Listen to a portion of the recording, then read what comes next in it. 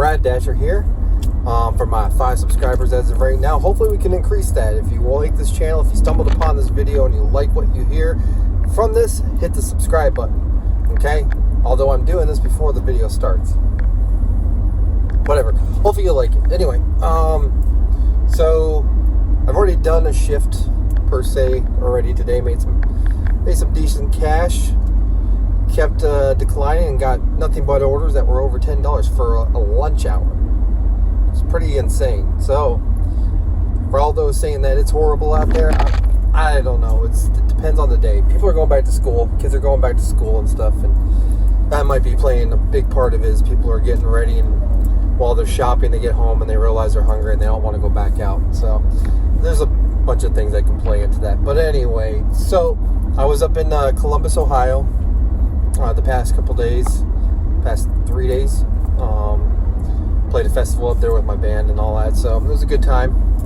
But a little freaked out about finances when I came back and stuff, so out here working as I have to do every single day that I'm not playing gigs. So every single day, I'm always out. But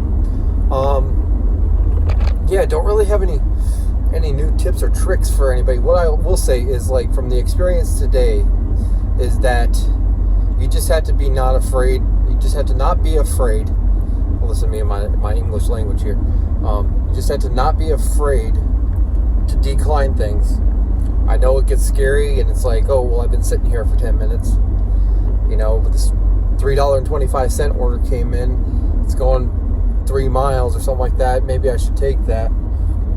Don't be afraid to say no, to take that risk, because I had a lot of those pop up, and then all of a sudden, like, one that was $12 popped up, because I kept declining.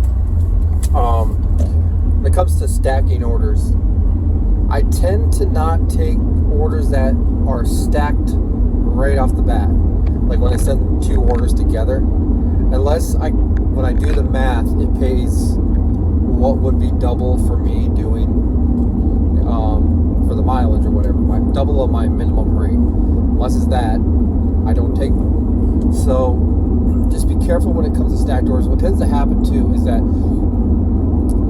if you're close to another restaurant and there's no Dashers in the area, they bounce it around. They'll send you stuff and be like, oh, take this one for $3 or whatever.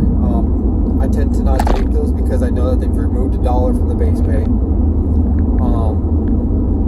They tend to do that when it's something that they give to you afterwards. They tend to do that when it's something that they give to you as part of the stack. They give you the full base pay, and then they remove $1 for the base pay for the second one or whatever. So be very wary of that, okay? Be very aware, like when you're doing peak pays, that when you see what's coming through, do the math in your mind, minus the peak pay. Would you take it without that peak pay? That's how I tend to look at it. Peak pay to me is just a bonus that DoorDash is offering to you, and sometimes it's not really a bonus, okay? Because that tends to be what I see in my market in particular, is that when there's a peak pay out, the quality, the amount that is being paid really is drastically smaller, okay? So, and I don't know if that's got anything to do with tip transparency. And I know there's a lot of stuff to say about people. People have a lot to say about tip transparency. Now, because of that, the other day I had an order that, when it was all said and done, everything was base paid for the most part. I think there was a $2 tip. But it paid out pretty well. So if DoorDash wants to make up for whatever people are not paying, however way they do it with their algorithm, that's fine with me, okay?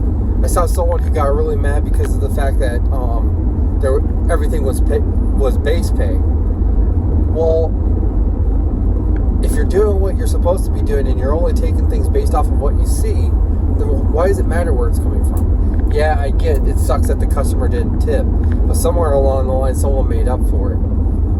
I hate non-tipping customers, but if DoorDash makes up for it, then whatever. I guess DoorDash is trying to run a charity. I don't know.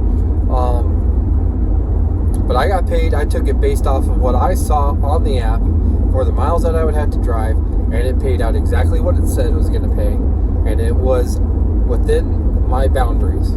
So I don't see the reason to complain if it's based off of base pay or tips. Okay? Yeah, tipping customers are the ones that you want, but sometimes, you know what, people somehow skirt around the system in some way. It must have been a gift certificate or something. I don't know. I can't make judgments on that based off of the fact that all I did was pick up the order and deliver it to them. So that's it for right now. I'll be back later. Hopefully this shift proves to be good. I'm not sure. Every time I say that it's going to be, I jinx myself. So I'm not saying if it's going to be good or bad. Like I say, if today was good or bad, I just know that I made what I made. I've already been out for 2 hours for today, and I've hit all my parameters as far as what I needed for the day for that period of time. So hopefully we can exceed that. I'm not sure. I'm not going to say it's going to happen. Like I said, every time I say that I'm excited and it's been good, things just slow down. So luckily there's no peak pays in my area right now. I tend to not work during peak pays because it just makes things more cluttered and makes things not worth it. I make more money without peak pay. So anyway, see you guys later.